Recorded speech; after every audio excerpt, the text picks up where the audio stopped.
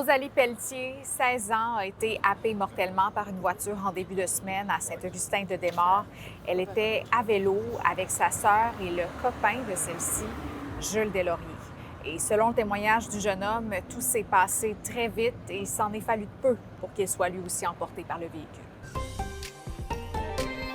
Tout juste avant, Rosalie et lui étaient arrêtés sur le bord de la route 138 dans le secteur de l'intersection du chemin du Petit Village à Saint-Augustin-de-Desmaures.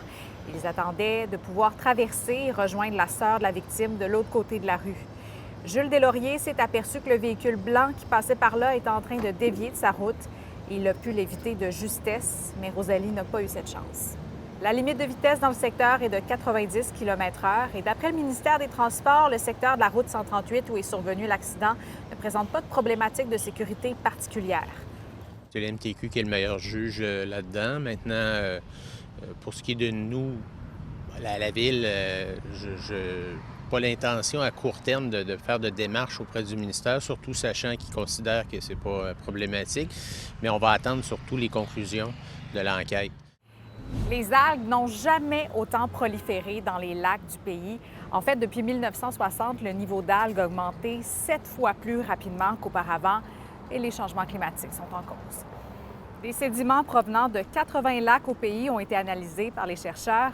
Leurs recherches montrent que les changements observés sont présents dans les lacs fortement affectés par les activités humaines, mais aussi dans les lacs des régions éloignées.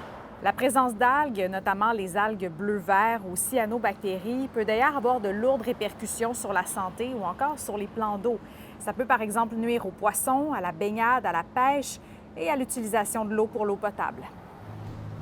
Consommateurs, soyez avertis, à compter d'aujourd'hui, le paiement minimal des cartes de crédit augmente de 4,5 à 5 Concrètement, si vous achetez une télé à 1 000 à un taux de crédit de 19 vous devrez verser au moins 50 Auparavant, c'était plutôt 45 Depuis 2019, Québec augmente chaque année d'un demi-point de pourcentage le remboursement minimal.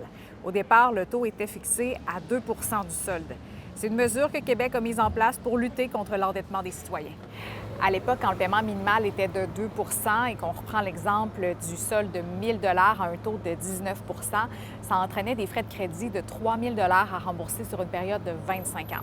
Mais aujourd'hui, avec un paiement minimal de 5 ça entraîne plutôt des frais de crédit de 440 à rembourser sur une période de 6 ans.